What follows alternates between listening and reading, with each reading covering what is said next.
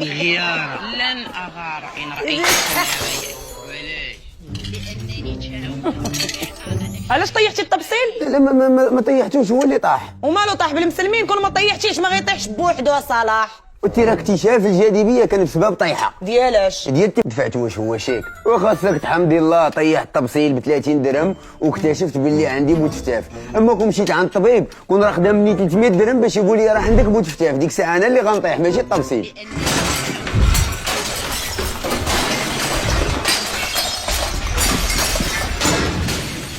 ودابا مزيان، دابا تاكدت. ما يمكنش، انت شحال حاجه درتي في الماعن؟ لا كنت كنتاكد واش فيا بوتفتاف، ساعه الحمد لله تاكدت باللي ما فياش.